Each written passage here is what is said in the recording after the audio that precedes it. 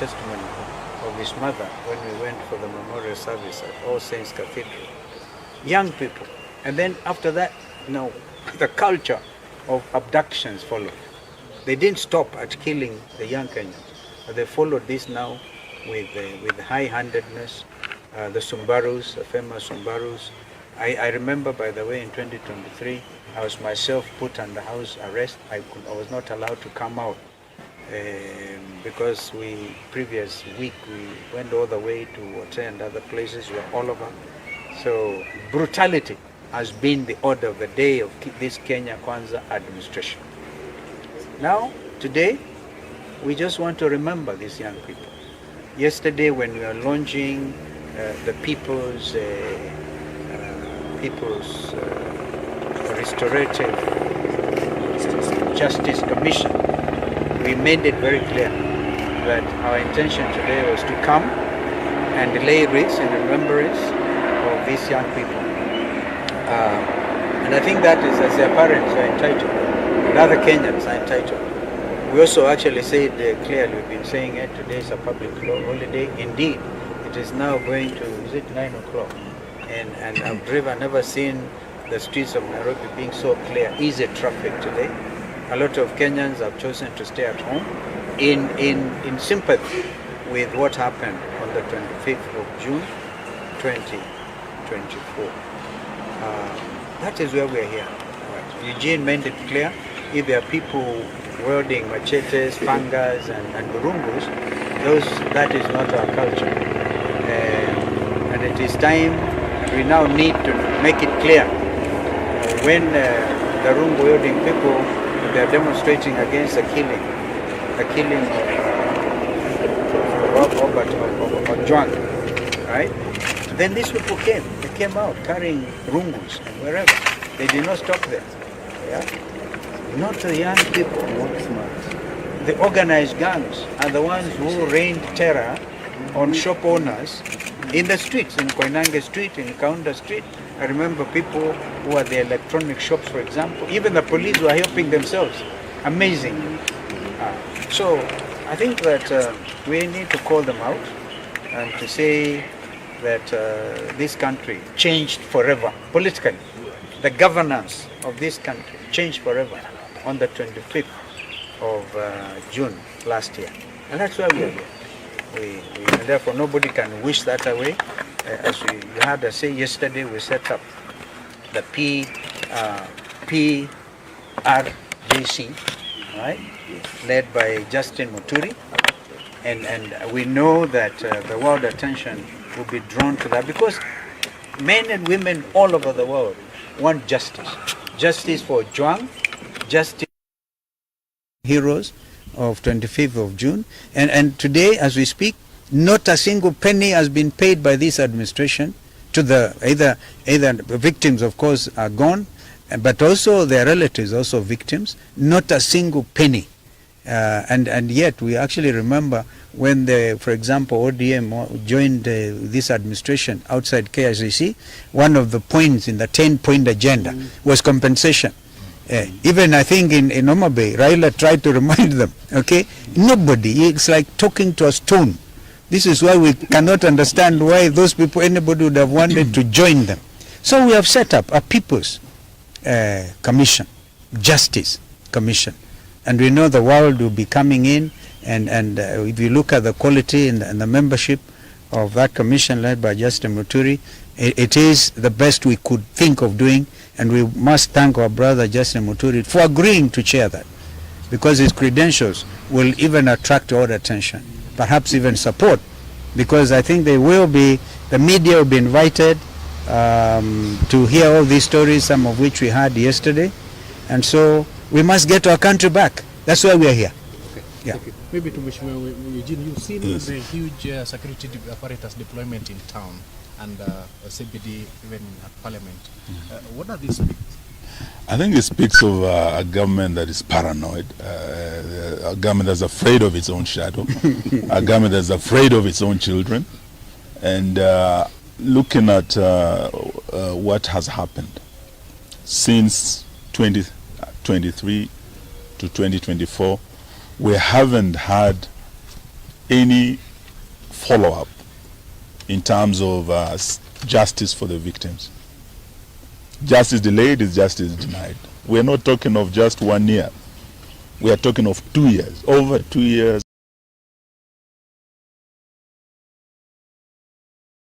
Nothing.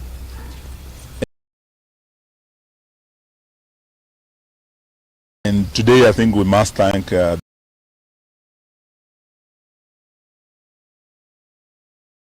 Church for standing very, very strongly with the families.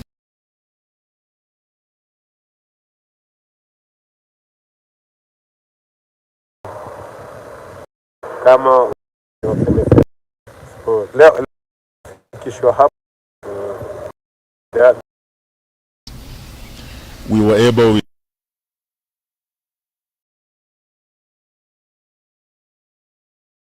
and we had all churches coming together, the evangelicals, and they all came together and we prayed with the families and the victims of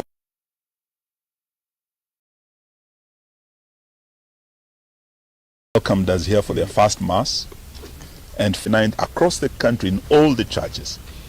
This really is very comforting for the families, looking at a system, a government that is very insensitive, that does not care or has no intention of rendering justice to the victims. So as the People's Opposition, I think today we are here to stand in solidarity with the families. Some of them were with us yesterday, some of them were with us for mass this morning, and we have flowers. We want to march with these families just to Parliament across the road to lay these flowers at the gates of Parliament where our slain heroes fell. That is why we're here today. And we're asking Naruto and his government, the least, you kill these children. They're unarmed. Today they are coming unarmed to commemorate, to remember their brothers, their sisters, their fallen colleagues. The least you can do is allow them to commemorate. Allow the families to mourn.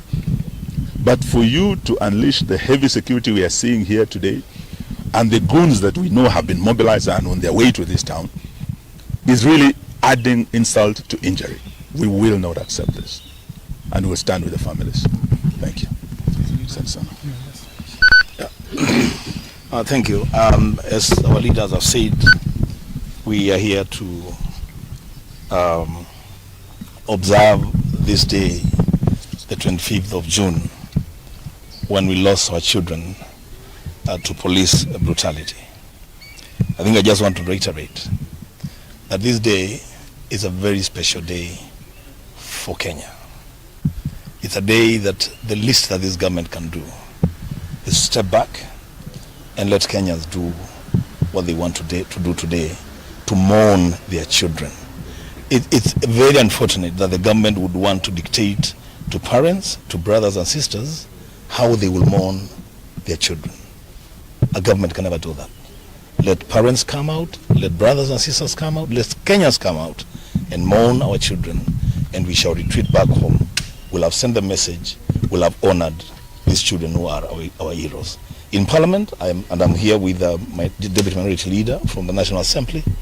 As members of Parliament, we shall go to Parliament and lay wreaths in commemoration of the children that were killed in Parliament. The least that the leadership, entire leadership of Parliament can do is to join all of us to go and lay those wreaths in honor of those children and in honor of the institution of Parliament. I thank you. All right. Maybe Minority Leader. The Parliament today is surrounded by very interesting yeah, thank you. You know, I'm a member of the House Business Committee of the National Assembly. And the last 3-4 weeks, every time we have our meetings, one of the agendas that comes up is that on the 25th of June this year, we shouldn't remember our fallen heroes. And it's surprising, as of today morning, they have allowed that as members of Parliament we can go and lay our wreaths, but they have said that our leaders and the parents and the victims of police brutality, including some who are with us here that were abducted, are not allowed. And you know what surprises me is that this is a people's house. The House of Parliament is actually a house that should be visited by any citizen. Even State House can be visited by any citizen because that belongs to the country, to the people. So I am surprised because they have told us we can go alone. I don't know. I'm even wondering how I'll be feeling there laying flowers alone without the parents of the victims. But since they have said that is the case, that is what we will do. But then I just want to say that the government needs to stop being paranoid. They need to stop this fear. We are unarmed. You've seen us here. We are unarmed. But if you go outside the roads there, these are very heavily armed police officers. You know, there is almost 20 police officers to every one of us. But you will see them attempt to intimidate us. You will see them stop us from even going into parliament. They've cordoned off the city. They've told people not to drive into the city with their cars. So even though we said it's a public holiday, we didn't mean that people shouldn't be allowed to come to mourn. We only meant people shouldn't go to work, let us mourn together. Otherwise, we shall be doing that work in Parliament, and we hope that today will be a peaceful day. We hope those goons that they normally unleash on us are not released, because if they do that, then they're the ones that will be destroying the country. With those few remarks, thank you very much. Mheshimiwa Mbui, what Yes. becomes of House business? What becomes of House business today? Because they sit in the House Business Committee. There was a direction from Speaker Wetangula that Interior CS Murkomen was to appear today and give a statement about Albert Ojwang. Is that still on? It's not on that has been cancelled. It's not in the order paper for today. I mean, even Parliament knows that it might not be business as usual. But I've heard the Interior CS has been walking the streets of Nairobi with Arungu himself, trying to intimidate Kenyans. I think those are the mistakes. They keep making mistake after mistake. He should just stay in his office, allow the police to keep peace. And by the way, they don't even need to be in riot gear. We are not coming to riot, we are just coming with flowers. I don't know whether anyone saw someone hit someone with a flower and hurt them. I think on behalf of the victims, we can have Kavuli represent the rest. So we've come today here to celebrate this special day for us as young people of this country. 25th is very special because that's when the young people, you know, changed the political landscape of this country. We want to say that the police should not be tear gassing people who are shooting us. We are very peaceful, as always you've been peaceful. We want to request the police to give us some time to celebrate in peace. As my leaders have said, we would like to go and lay flowers in Parliament, though we've seen that they put some wire meshes there. Maybe they want to electrocute us. We don't know. But we hope that police are going to restrain themselves from shooting or tear gassing peaceful protesters. I want to request all young people in the country to come in large numbers and air their views, march peacefully. As Robert has said, Parliament is a house of the people. We are allowed to go there anytime we want, so long as we are peaceful, so long as we won't cause violence. And so, to conclude, I want to ask William Ruto, the president, if he's not able to lead this country, he can simply resign. We have other people who can lead this country. He doesn't have to be the president anyway. And you can't lead people by force. So if he's not able to lead this country, he should just step aside. We have another election. We elect the person or the people who are going to represent us. Thank you. Okay. Perhaps, Excellency, SKM, you had spoken earlier, but please speak to this. I like your gear. Thank you very much. Please speak to this. Yeah. The fact that the young people who are to come to the streets today appeared to be very ready for their death. That bad. That's what they're speaking about on social media. That tomorrow I will go to the streets and I will die. What does that speak about this particular country? And the government had stated that yes, Kenyans have a right, according to Article 37, to peaceably and unarmed assemble and demonstrate. Today we are seeing the city, it's like there's a curfew or something for people not to access the city. This government, including the IG, who yesterday assured Kenyans of their right under Article 37, is the same government that today has locked down the city. Please speak to these two issues. The fact that the children are saying we are going to die, but we'll still go to the streets. I can understand as a parent why these children are angry. Because they were mauled down, they were shot and killed, they were maimed. And a year after, and in our case actually 2 years since 2023, nothing has happened. William Ruto called them treasonous people. They are committing acts of treason, and therefore no sympathy for them. They are rightfully angry, but we want to plead with them because we have seen some of those social posts, some saying that if they die, then they do not want something 2 million shillings or 3 million shillings. They are resolute. Now that anger cannot be ignored. It needs to be nurtured, and we want to assure them that as their parents, we understand their pain. We feel the pain. We do feel the pain with them. Having said that, a barricaded city, yeah, what does this mean? William Ruto has declared it now by action that is truly a public holiday. Truly a public holiday.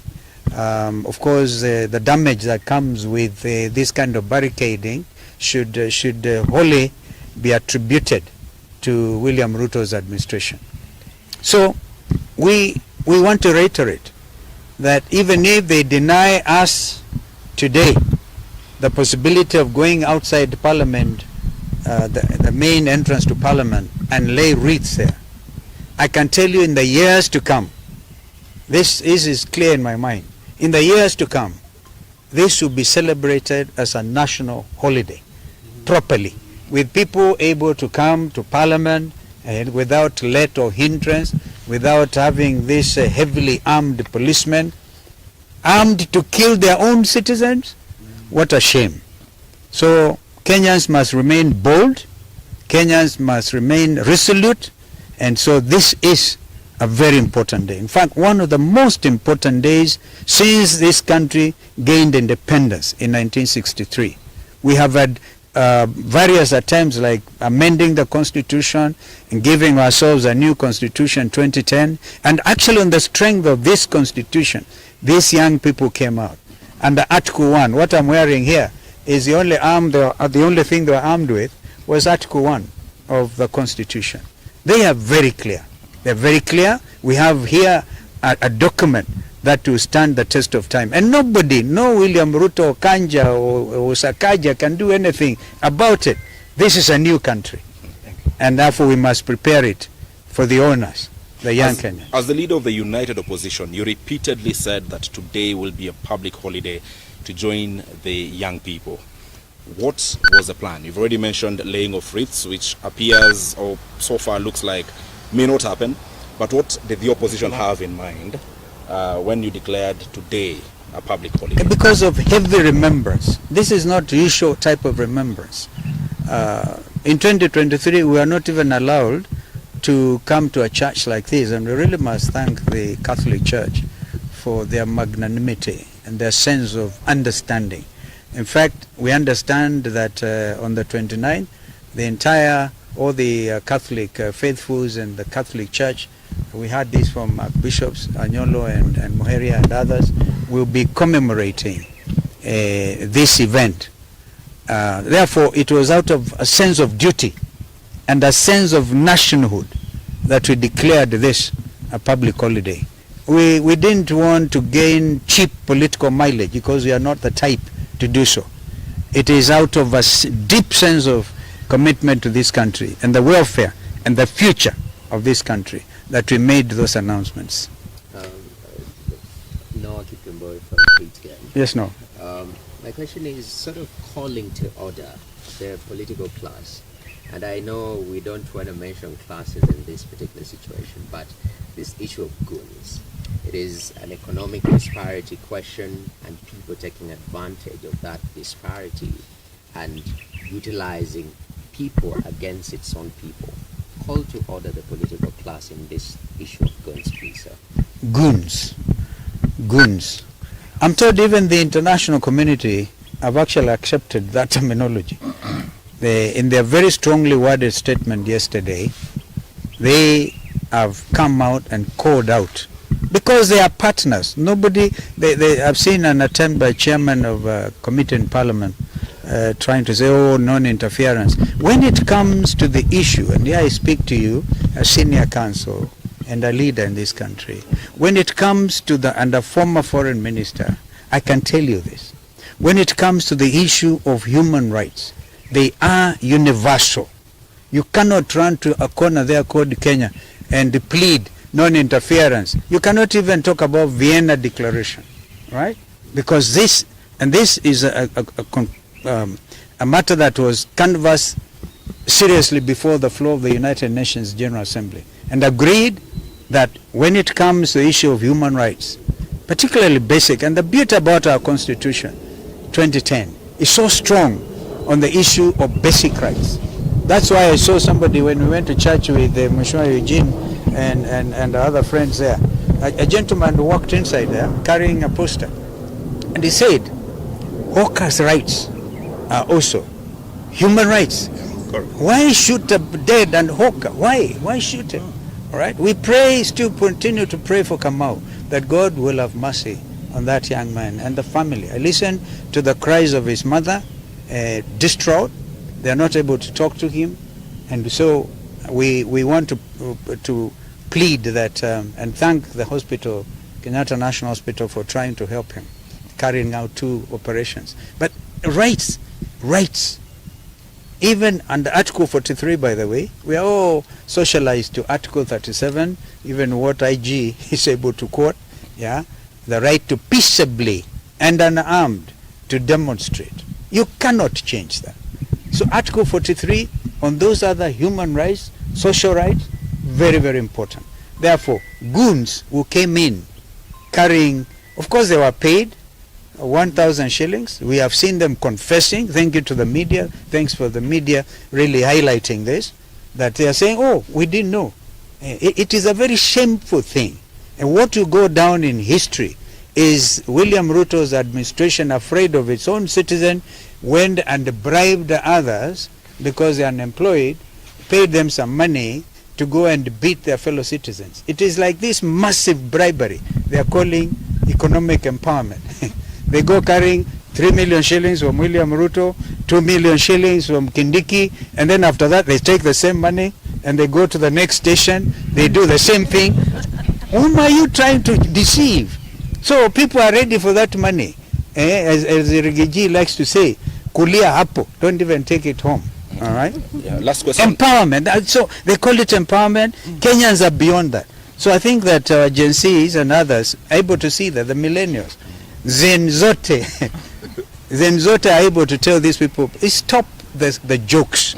These are serious jokes. Last question from me. And I think that before we leave the issue of goons, I think we want to ask William Ruto, you cannot take our police over 12,000 kilometers away to deal with goons, gangs of Haiti. Then you are back home, you actually sponsor goons against your own citizens. And you let your police walk with these goons on the streets of the capital of our country. Now who is fooling who? I think we want to tell him that, you know, you are riding on the back of a tiger. Once you create these goons, no one is capable of controlling them. That's why Haiti is where it is today. Failed leadership that allowed goons on the streets to take the law into their own hands. It is like planting the wind, you will reap the whirlwind. If you plant the wind of goonism, Bwana Ruto, Bwana Sakaja, you are going to reap the whirlwind of anarchy. That is where Haiti is today.